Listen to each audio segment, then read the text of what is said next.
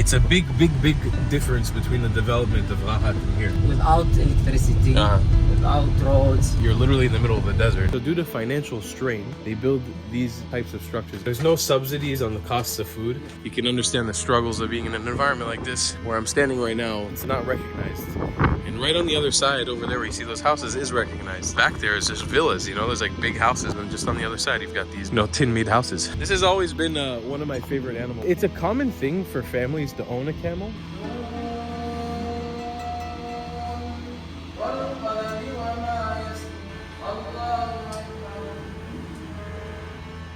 You're the principal. Yeah. What an honor. Nice to meet you, sir. The Bedouin community, the reality is very bad. We don't have a lot of people finish the academy. So this is the reality that kids here are dealing with. This is a beautiful library. And this is a predominantly Bedouin high school, right? Surprisingly, to a Bedouin wedding today. Good morning, my friends. Assalamu alaikum. Welcome to the middle of the desert here in Israel. I am currently in an unrecognized Bedouin village encampment. I don't really know how to classify it exactly, kind of like a township, but it's unrecognized, unmarked, not recognized by the Israeli government. This is sort of what it looks like. I'm here at a friend's house. He actually lives over here, kind of off the grid. He has his own farm and stuff. Really cool. Beautiful house. I'm gonna take you guys in. But today, we're continuing our exploration of the Bedouin community to get to know this community better. There's a lot that needs to be said, needs to be explored, more than what I did yesterday in the Bedouin city of Rahat. So we're gonna go in today. You guys a really good look at, well, for one, what more of the rural life like this looks like, where you're literally living on kind of like farmland, but also in the middle of the desert, and also put up by a lot of metal shacks. And it's gonna be really interesting. My friend Raji is waiting for me inside of his house, and he's super hospitable. He's just put out a big Bedouin style breakfast, so let's go check it out. It's a beautiful entrance to his home. You can see here, there's pomegranate trees growing, lots of plants, lots of green. Hello. Hello. So this is my friend Raji. How are you? Fine, thank you. Where are we right now? We in Wadi Al Khalil village. Wadi Khalil village? Yes. And this is, what are we about to eat right here? Is this a typical Bedouin breakfast? It's za'atar, oil, it's lapani, egg, Some cheese. some cheese. Yeah, I'm very excited for this. It's gonna be really good. So we've got a long day of exploring, obviously, and we're gonna give you guys a lot of information about this place. But first, we gotta gear up with a nice, nutritious breakfast. So let's dig in. All right, check this out, guys. There's olive oil draping these little balls of goat cheese. Look at that. Beautiful stuff. Oh, wow. That's good. It's a little spicy. This is my favorite type of breakfast. Super fresh. Everything's nice and fresh. Gets you running for the day really nicely. Just chilling here with my friends. All right, we're putting away the food. It's tea time now. Is there something special in this tea that I'm tasting? It's tea with marmaria. Marmaria? Yeah. What is marmaria? It's a small tree. You put in the tea. It's very tasty. Yeah, it's I don't know how to explain it. It's like when you taste it, it's like initially it's just regular tea, and then this other flavor comes in towards the end. It tastes like candy. I don't know how to explain it. It's kind of like I don't know, it's really weird, but it's really good. Really good. And you got in this beautiful teapot right here. Beautiful way to start the day. And it's so peaceful here. So nice and quiet. Here's the birds chirping. Awesome. All right, so we finished our delicious breakfast. I just met Raji's mother over here in her house. Super cool. And where are we heading to now? What's our next stop? Next stop, we go to visit my family. Extended family? Yeah, extended family. And they live in the same area here, or it's far away? It's far, about 5 kilometers. Okay, cool. Let's continue the exploration. Okay.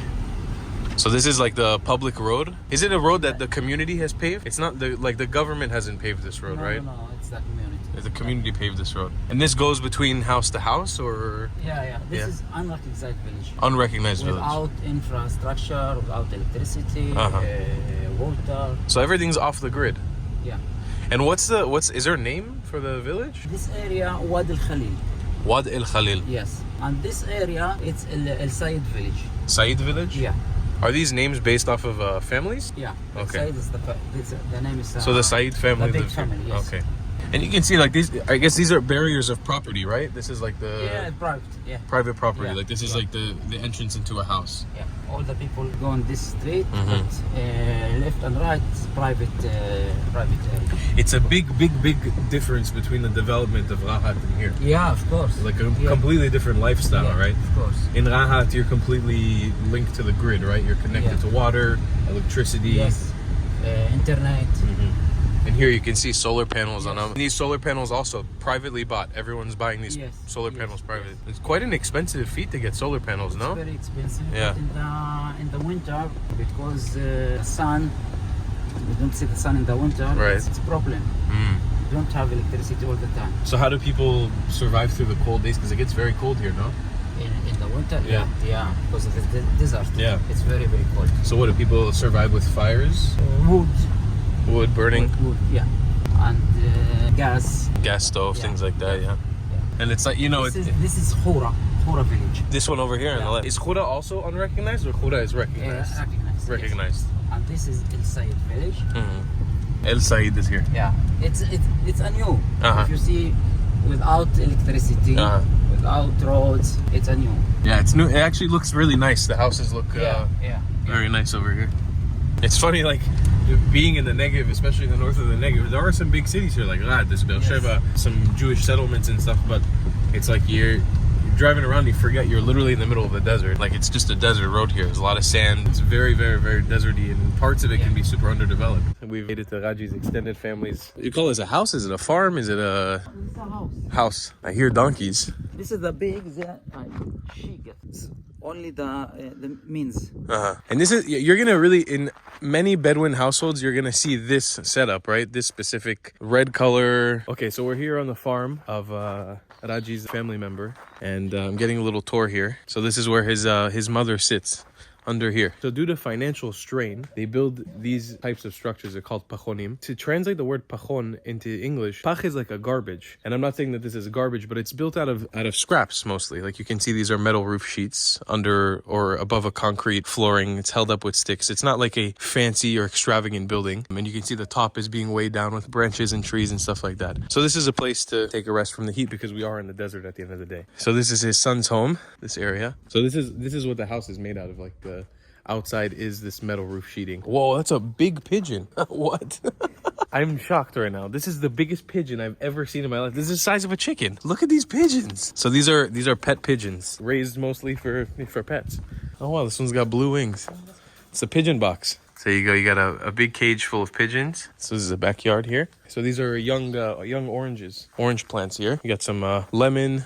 This is the backyard. So where we're going to now is the livestock area. And he was explaining to me right now, the way that the state works basically for the Bedouin community, because a lot of these areas are not recognized. You know, there's no subsidies on the costs of food. This livestock, for example, this isn't like a cost-effective way to live life. It's not like you can survive off of these animals, off of this livestock. This is, sometimes they'll butcher and eat them. Sometimes they'll sell it, but it's not a consistent situation. So it's not like there's a consistent source of food here, or that it's easy to take care of, because for livestock like this, you need money for food, water to replenish it. Imagine you're completely off the grid, having to take care of all of this in the middle of the desert. It's not like a water supply, sewage supply, garbage supply like on a normal farm. You're doing this all off grid. You can understand the struggles of being in an environment like this. They don't make it very conducive to easy living. Again, this is all about the transition between what we saw yesterday in Rahat to what we're seeing here today. It's like this transition of people who are trapped in a system that doesn't work for them. I'm not meaning to speak on behalf of the Bedouin community, but this is stuff that I've been hearing and talking to people about. So you can see the border here, the disparity between the two areas. Where I'm standing right now is technically like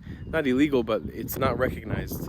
And right on the other side over there where you see those houses is recognized. So people who live there on that side, they can build freely and do whatever they want. Again, this is all information that I'm being fed, not fact checking, not anything. I'm just giving you guys off the cuff what I'm being told. And then this area here, if you want to build here, you can't. You can't develop here. You can't build something else. And if you want to buy a lot, for example, there, it's very expensive. And then also you have to buy from the government. When you buy from the government, you're getting it for 99 years, basically for like a lease.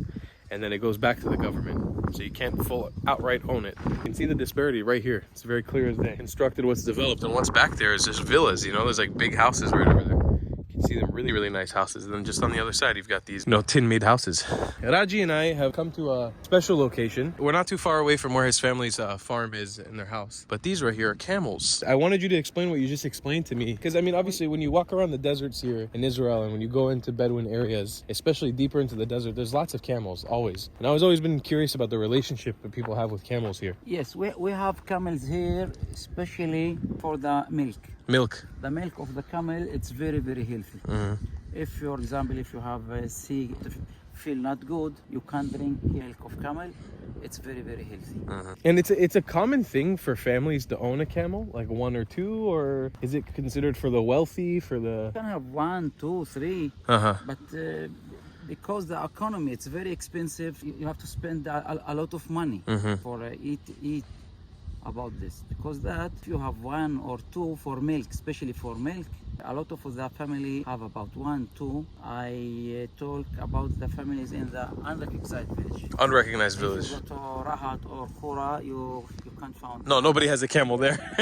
It'd be weird if they had camels in Rahat in the middle of the city. But you can see, like, this is like 1, 2, 3, 4, 5, 6, 7. Yes. 7 camels here in this one area. This has always been one of my favorite animals. I'm very fascinated with them because it's such a special animal. And the fact that you can actually utilize them for something beyond riding them as a tourist attraction, like people actually have a relationship with them as livestock to get milk. It's very special.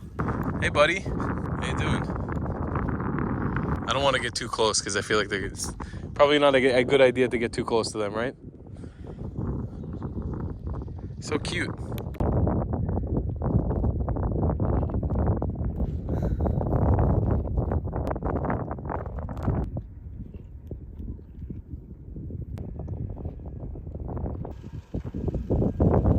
So again, you can see with such an animal like this is like the utilization of being able to get milk out of them. Raji was explaining to me pretty much only when they're pregnant you'll be able to get them. And he was telling me that there's a rough value of around 15,000 shekel or 12,000 shekel, depending if it's a female. Because then, obviously she can bring more kids into the world and continue your camel population. But if you have a male, they go for way less. So we're talking something in the range of 3,000 US, I believe, for a camel here. And apparently donkeys are super cheap and around even free. Like people just trade donkeys like it's nothing. So these guys, they have a high value to them. High ticket item here is the camel.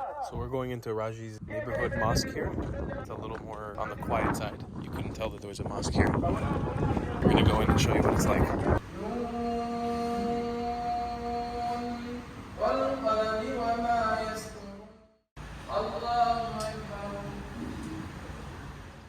Okay, Raji, so that was the Friday afternoon prayer in Islam. This is the most important prayer in Islam to come to for the week. Every week on Friday. Every Friday, yeah.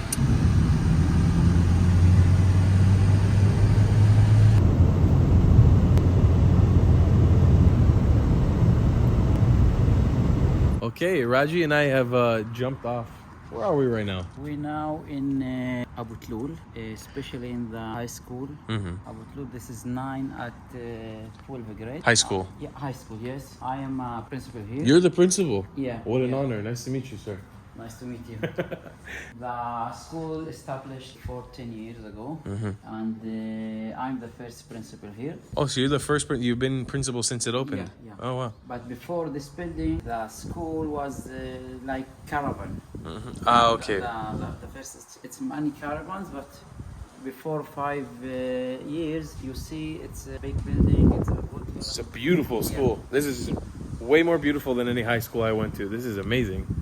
This is a gorgeous school. The students say about 5 points English, 5 points math, physical, biology. Especially this area, it's very difficult for the students because all the students come here from the unrecognized village.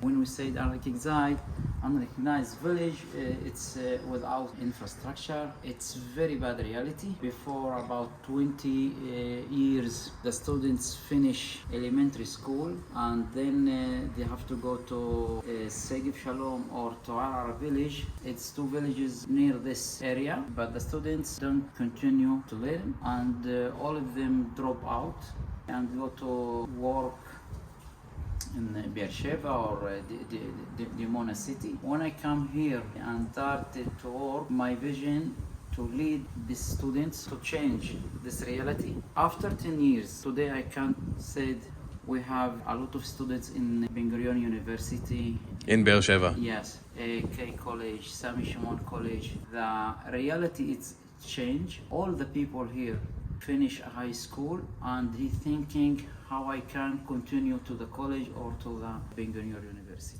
And can I ask you? Let me ask you this: what drives you to make this change? Like, what makes you get up in the morning? Because it's probably not an easy job, I would assume, working with kids in high school age and pushing your community to, take it to the next level. In the Bedouin community, the reality is very, very bad.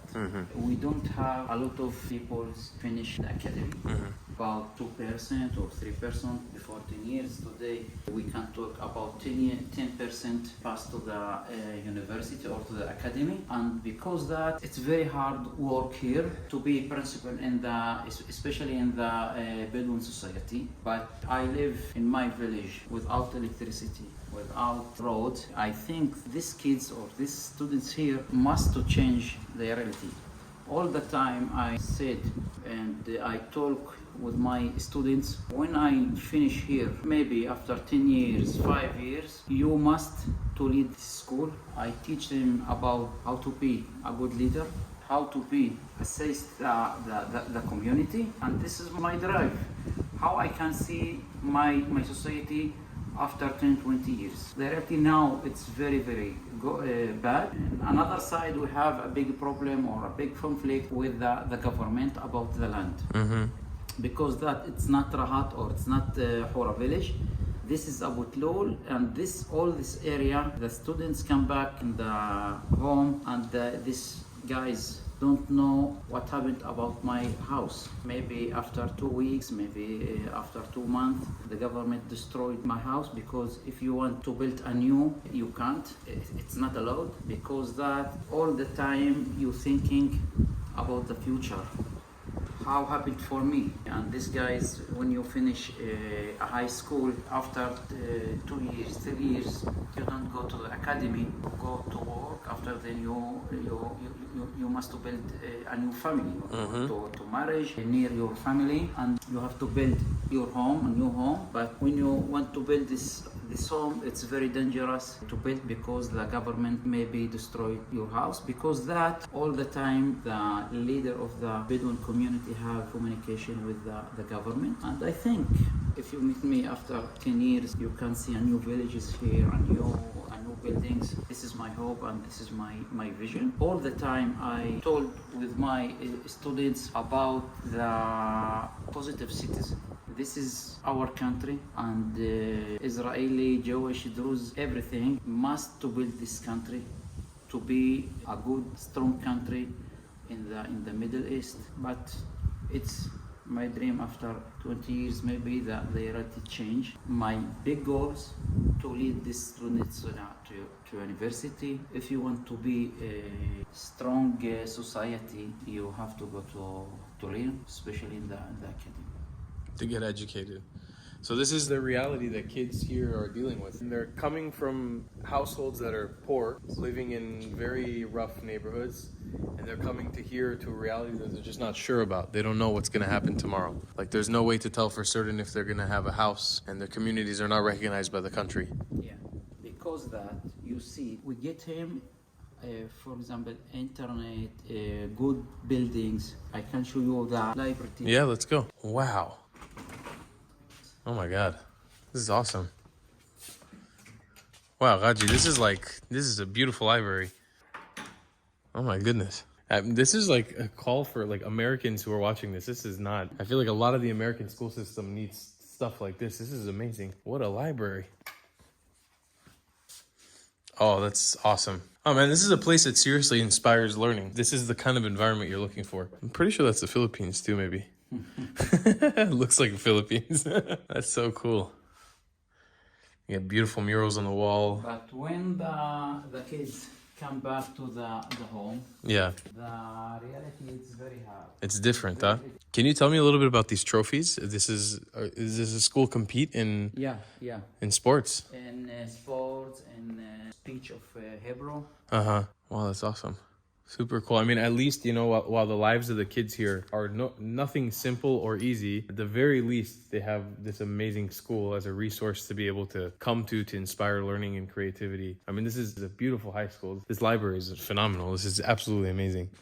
So, at the very least, they have this.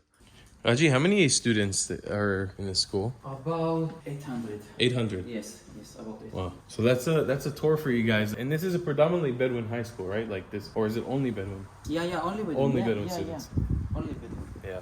So I mean, it's an amazing Boys- resource that they boys have. and girls. It's Mixed school. Yeah, mixed school. Okay, so Raji brought me surprisingly to a Bedouin wedding today, which is so cool. So this is what the celebration looks like. We've been given coffee and tea, sitting under this beautiful tent on these little mats.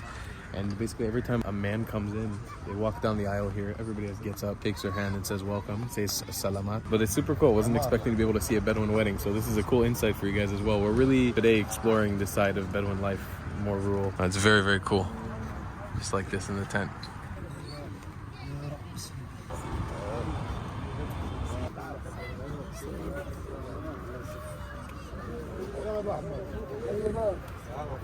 So that right there is the wedding vehicle coming along. So we left one wedding and just ran into another wedding on the road. Raji was saying that there can be like 3 or 4 weddings happening in one day here, right? It can be a lot, no? Multiple weddings in one day. So this whole thing is for the wedding? Yeah.